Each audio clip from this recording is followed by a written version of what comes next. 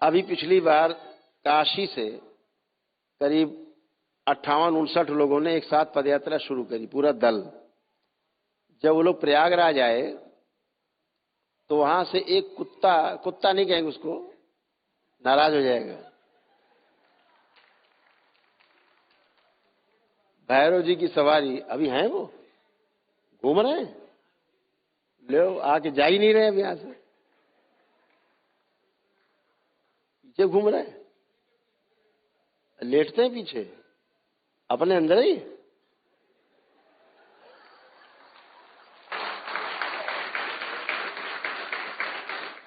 खाना पीना, अच्छा कैंटीन से ड्यूटी लगी उनके लिए, तो वो साहब चल दिए साथ में पदयात्रियों के, और भैरव जी की सवारी भाई चल दी, और पीछे नहीं चलते थे वो, आगे आगे, उन्हें पता था कहां जाना है।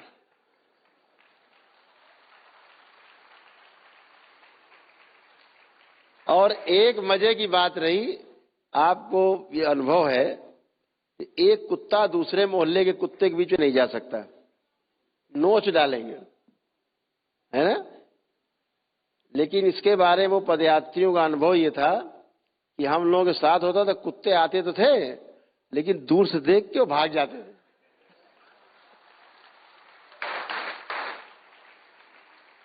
और वीडियो पड़ा हुआ है, यही बैठ के बता रहे थे, बोले कोई कुत्ता भौंका तक नहीं है रास्ते में, हम लोग भौंका भी नहीं कोई। और वो श्रीमान जी शान से बिल्कुल चलते हुए आए, और यही बाहर जो माँ कामाख्या हाल है, जहां आप लोग रुकने का इंतजाम आपका होगा, रुके होंगे ना आप लोग वहां, तो वहां भी आराम से गद्दे पे लेट के वो, और अगले दिन जब यहां मिलने के लिए बैठे तो वो भी साथ में बैठे थे यहां बीच में। और अभी हमें पता लग रहा बाकी तो पदयात्री चले गए, वो डेरा डाले पड़े, जाने नहीं। अब बताओ कहां से, कुछ तो है ना जुगाड़ बना हुआ। अब उन्हें मिलनी है मनुष्य योनि, इसके बाद तो पदयात्रा करके आ गए। एक पशु और 200-225 किलोमीटर की यात्रा करके आए, 250 किलोमीटर, एक बहुत बड़ी बात है।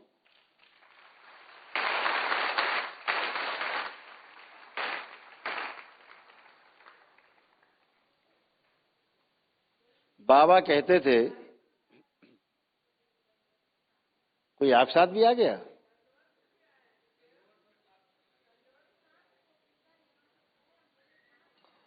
वो भी आ गया है कोई, जो पहले से आया है। हाँ, दंडवत मेरे साथ वहाँ कोने पे गए, और वहाँ से फिर मेरे साथ में आया। यही, हाँ, और लो, पहले पूरी शरीर मेरा सूंगा, जैसे हम लेटे तो आगे मैं खड़ा हो जाए। आगे कहाँ मिल गया? वहाँ आगे मिला, बहुत दूर, इसी रोड पे। हाँ, सबको यात्रा करा रहा है ये। अच्छा,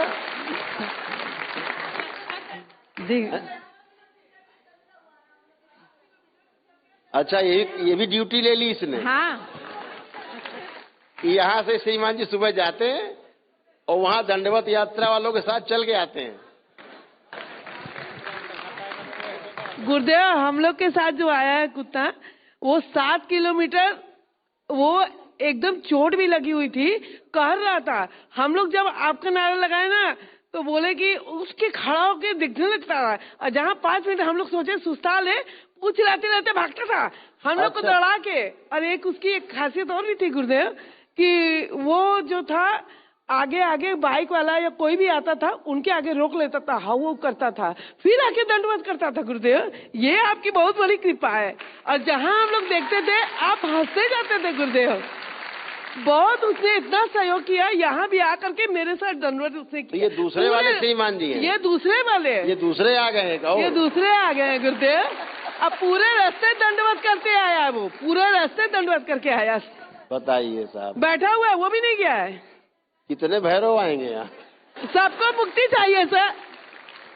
अब ये बता रहे हैं कि वो चला वहां से रास्ते में साथ साथ चला आ रहा है, और कुत्ते उत्ते परेशान नहीं किए होंगे रास्ते में आप लोगों को? ये लोग काशी के कुतवाल हैं गुरुदेव, इसीलिए आ रहे हैं काशी से है, क्योंकि आए हैं यहाँ से, हमने किया है सिद्धनाथ से, लेकिन फिर भी वो समझ गया कि ये लोग कहाँ से आ रहे हैं। काशी के कोतवाल का आयो, काशी से बटुकनाथ चेतक दिखलायो। तो अब आप देखो केवल क्या है इस पशु में। आप लोग सुनते होगे श्रीमद् भागवत गीता में एक जगह केवल जीवन का उल्लेख है, बाकी सब जगह भगवान श्री कृष्ण जो है वो आत्मा का उल्लेख करते हैं।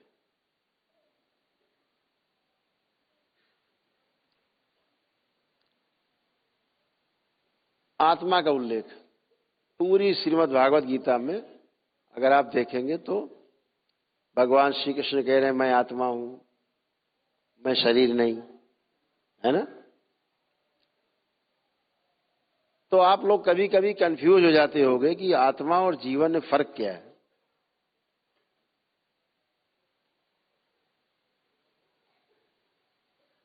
आत्मा जो है ऐसे समझो जैसे इंजन, नंबर 1 का इंजन, फर्स्ट क्लास पेटी पैक ब्रांड न्यू इंजन। अब उसमें आप पेट्रोल डाल दो, डीजल जौन सा इंजन हो, स्टार्ट कर दो, है ना? अब बताओ ये इंजन कहीं जाएगा? कहीं नहीं जाएगा, तो खड़ा रहेगा, हुर्र हुर्र चलता रहेगा, जाए कहीं नहीं। क्यों? कब जाएगा ये? जब इसको मोटर पे रख दिया जाए, 4 पहिया लगे हों, तब ढूंढेगा ये, इंजन चला के ले जाएगा दिल्ली मुंबई, सब घुमा लाएगा पूरी दुनिया। तो जो अकेला इंजन है उसे आत्मा कहा गया। दृष्टा के रूप में एक जगह बैठा है, साक्षी भाव में टुकुर टुकुर देख रहा है, कर कुछ नहीं पा रहे, बस देख रहे हैं किसने क्या किया, उसने क्या किया। आत्मा दृष्टा के रूप। तो उसमें जब 4 पहिए लग जाते हैं गाड़ी के, बुद्धि, चित्त, वृत्ति और मन, तो बढ़िया गाड़ी फर्राटेदार दौड़ने लायक बन जाती। तो 5 चीजें मिलकर जब बनता है उसे जीवन कहते हैं, उसमें आत्मा सम्मिलित है ना? अब किसमें जीवन है और किसमें आत्मा है, कैसे पहचानोगे? इस बात को कैसे पहचानोगे? तो ये श्रीमद् भागवत गीता में हमने तो पढ़ी नहीं भाई आज तक, हम तो जानते ही नहीं, हमने तो कोई ग्रंथ ही नहीं पढ़ा, ना रामायण पढ़ी, ना गीता पढ़ी, ना वेद पुराण पढ़े, ना शास्त्र पढ़े। हम तो ऐसे ही हैं आपके जैसे। लेकिन हमें नहीं लगता कि कहीं इसका उल्लेख है श्रीमद् भागवत गीता में कि किसमें जीवन है और किसमें आत्मा है। अगर गीता के पढ़े हुए लोग यहाँ बैठे होंगे विद्वान, अगर ऐसा कुछ हो तो बता सकते हैं, हमको कुछ ज्ञान दे सकते हैं। तो ऐसा कुछ भी नहीं मुझे अभी तक किसी ने बताया कि श्रीमद् भागवत गीता में ये लिखा हो कि ये कैसे पहचाने कि इसमें जीवन है और इसमें आत्मा है, अकेली आत्मा है, जीवन पूरा नहीं है। तो बाबा से पूछा, बाबा कैसे पहचाने?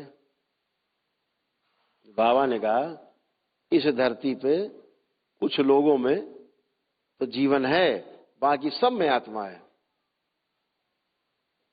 तो ये कैसे पहचाने भाई ये आत्मा है? तो उन्होंने कहा, एक वाक्य कहा, सिर्फ एक वाक्य, कि जीवन ही जीवन की बात को सुन के रिएक्शन देता है। जैसे अभी हम आपसे कहें कि बेटा यहाँ आओ तो आप आ जाओगे, हम कहें बेटा आप जाओ बैठ जाओ तो आप बैठ जाओगे। मतलब आप में जीवन है। अब आप मेढक से कहो भैया आओ, हैं? चींटा चींटी को बुलाओ, आओ आओ। आप गाय को बुलाओ, आ जाएगी। आप बुलाओ गाय को, आओ, तुरंत आ जाएगी। रोटी खा ली, चलो, चली जाएगी। कुत्ता बुलाओ, आ जाएगा, चला जाएगा। मतलब जीवन है। तो जिसमें जीवन है वो आपकी बात को सुन के अनुसरण करेगा। जिनमें जीवन नहीं है वो पलट के आपको रिएक्शन नहीं देगा। वो इंजन तरह रखा है, हुर हुर कर रहा, वो नहीं जानता कुछ क्या बातें हो रही हैं। तो जीवन ही जीवन को पहचानता है। तो कुछ पशु हैं जिनमें जीवन है, कुछ पक्षी हैं जिनमें जीवन है, सब में नहीं होते। सभी पशुओं में जीवन नहीं है। तो क्या कमी हो गई? एक श्रेणी नीचे है, एक श्रेणी जो मनुष्य में जीवन है और मेढक में केवल आत्मा है, जीवन नहीं है। उस आत्मा के होने के कारण जो चार चीजें हैं, आहार, निद्रा, भय और प्रजनन, ये चार चीजें हैं उस आत्मा के होने के कारण। तो चींटी भी जानती है अपना सृष्टि में कि कैसे अपना फैलाव करना है। एक चींटी से 1000 चींटी, लाखों चींटी कैसे बनना है, उसे ही पता है। मेढक को ही पता है, मछली को ही पता है। लेकिन आप मछली को बुलाओ तो नहीं आएगी। कुछ मछलियां हैं जिनमें जीवन है, वो पहचानती हैं, रिएक्शन देती हैं, आती हैं आपको बुलाने पे, बोलने पे चली जाती हैं। कुछ में जीवन। तो मनुष्य में भी जीवन है और कुत्ते में भी जीवन है। अब फर्क क्या है दोनों में? फिर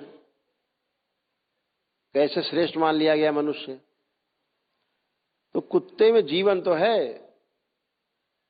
हाथी में जीवन है, गाय में है, घोड़े में, सभी में जीवन है ये। लेकिन इनके अंदर कर्म स्वतंत्रता नहीं है।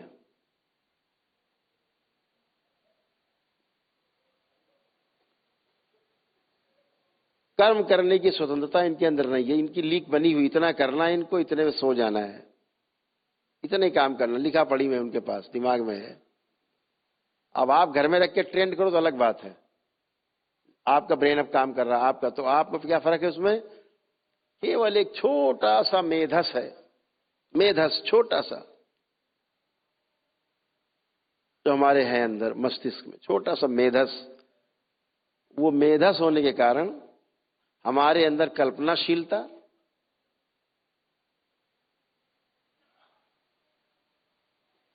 और कर्म करने की स्वतंत्रता, दो चीजें उपलब्ध है, जिससे एक आदमी लाखों पेड़ लगा सकता है धरती पे और एक ही आदमी लाखों पेड़ काट सकता है। आंख बंद किया, कल्पना कर ली, ऐसे ऐसे घर बनाएंगे, उसमें ऐसे नीचे होगा, कमरा ऊपर होगा, किचन इधर होगा, इधर बाथरूम होगा, सब बन गया और कागज में खींच दिया। घर बना नहीं, लेकिन दिमाग बन गया घर उसके। ऐसा कलर लगाएंगे, ऐसा दरवाजा होगा, खिड़की होगा, ऐसा पलंग होगा, सब ये कल्पनाशीलता मनुष्य के पास है और कर्म करने की स्वतंत्रता है। ये केवल मेधस होने के कारण है, ये किसी जीव में नहीं है, केवल मनुष्य में है। इसलिए मनुष्य सर्वश्रेष्ठ माना गया है। तो एक ही श्रेणी पीछे ध्यान रखना, इसलिए इनका आदर सम्मान जरूर करो। इन पशुओं का, इनकी हत्या नहीं करनी चाहिए। जो ये यज्ञ हिंसा करते हैं लोग, बकरे की बलि दे रहे हैं, वो जानता तुम हमें कहां ले जा रहे हो, समझ तो रहा है वो, लेकिन कल्पनाशीलता नहीं कर पा रहा कि कैसे क्या करें, बच्चे कैसे, दिमाग कैसे लगाएं। इधर चारा खिला रहे हैं, पीछे से गड़ासा मार दिया, धड़ से गर्दन अलग।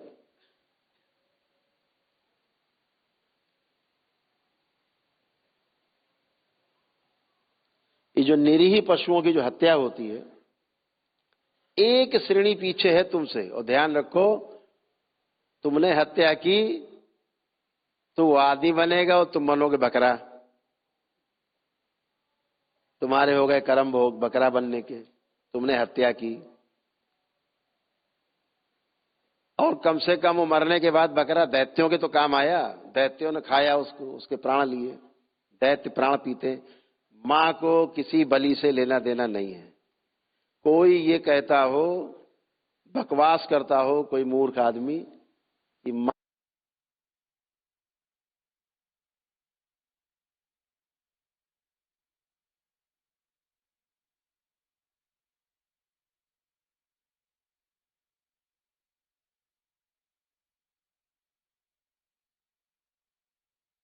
खाए, तो गणासा जो मारेगा ना लगेगा बकरे की, लेकिन कटेगी गर्दन उसी की।